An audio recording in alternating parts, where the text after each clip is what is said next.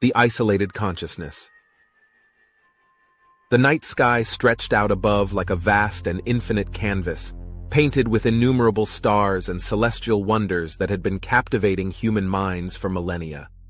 In this seemingly endless expanse of space, the concept of reality had always been a subject of speculation and mystery. As the cool wind gently rustled the leaves, a group of individuals gathered around a flickering fire, discussing the nature of existence itself.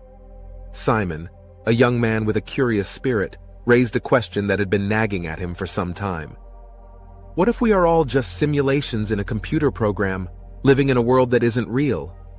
His words, although uttered in a casual tone, seemed to reverberate through the air, leaving the others deep in thought.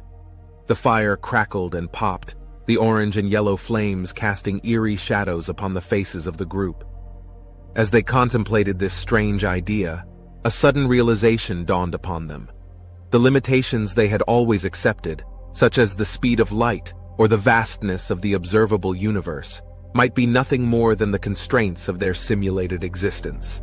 As they pondered the implications, Sophia, a woman with a keen intellect, offered a further hypothesis.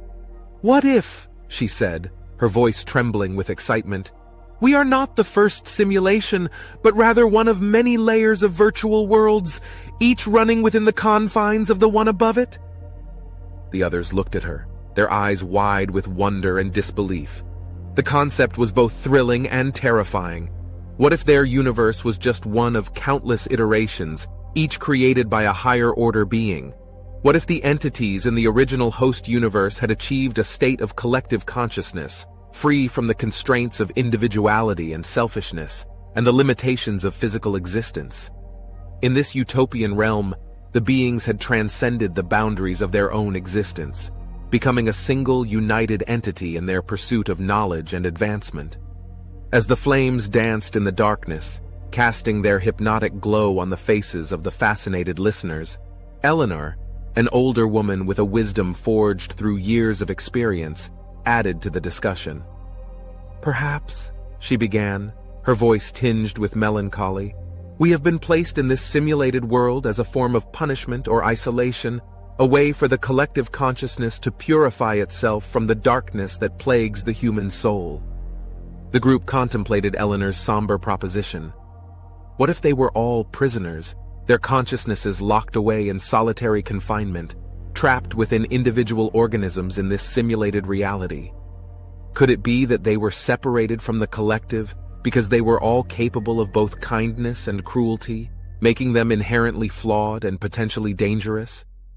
In this realm, they were surrounded by a seemingly lifeless universe, a desolate expanse that served as a constant reminder of their isolation. Were they, in effect, already in hell, doomed to exist in this simulation as a consequence of their dual nature? As the fire continued to burn, its embers glowing with a fading warmth, the group sat in silent contemplation, the weight of their discussion pressing heavily upon their minds. They realized that, in many ways, their theory was just as plausible as any other explanation for the nature of existence.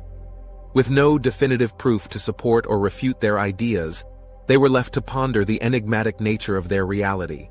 And so, beneath the vast, starry sky, they continued to seek answers, fueled by the eternal human desire to understand the very essence of their existence.